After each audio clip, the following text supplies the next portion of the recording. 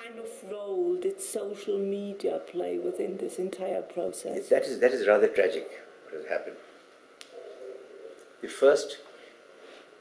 The Western journalists were not there in Syria at the time when this began. Syria was a fairly closed society. Of course, most of the Western newspapers and television channels had Syrian correspondents.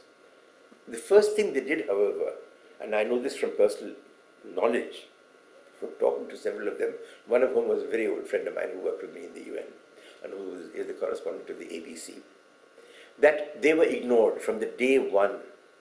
The local journalists were ignored.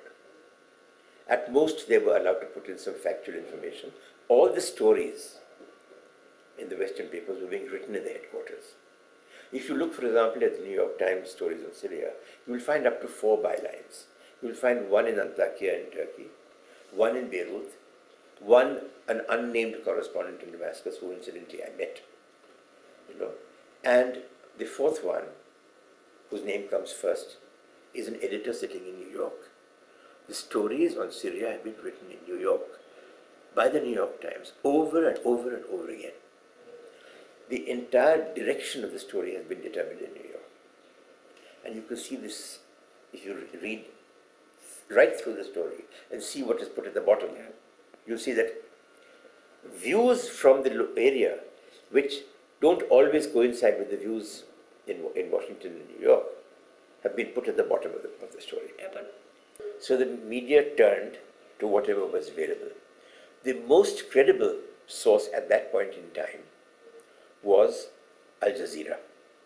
Al Jazeera had built up a very fine reputation over the previous 10 years or so that it had been in existence, both for the fact that they covered areas, particularly in the Middle East, that others were not covering, and also the quality of their reporting.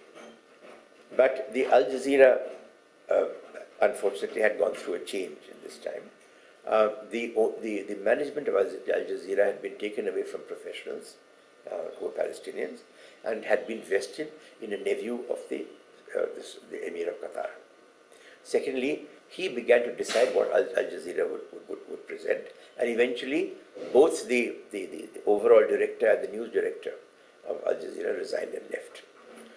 The second thing that happened in Al Jazeera was they set up what they have described as a special unit to quote-unquote trawl the social media networks.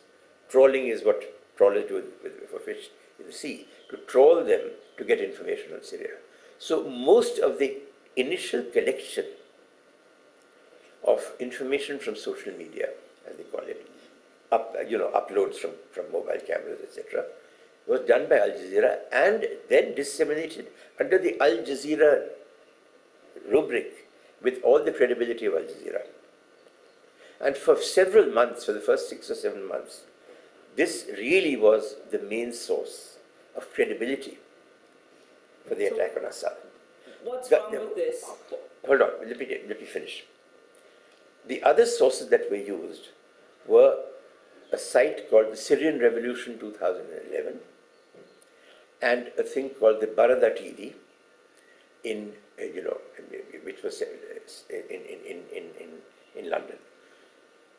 Most recently, the single site that is being used is called the Syrian Observatory for Human Rights.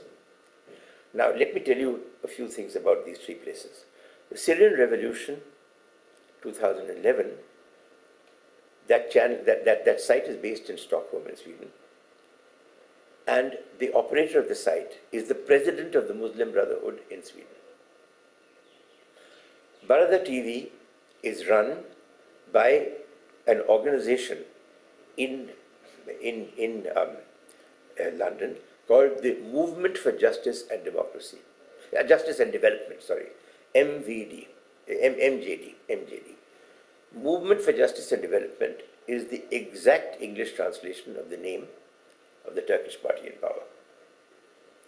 But Movement for Justice and Development set this up. It was funded to the tune of about $30 million by the Bush administration through the CIA, This came out in WikiLeaks.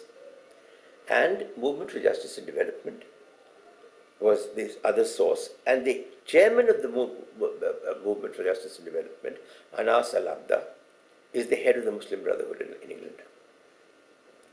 The Syrian Observatory for Human Rights is actually a one-room operation run by a tailor who has a shop in East London somewhere and who has his upstairs room is his place for collecting all this information.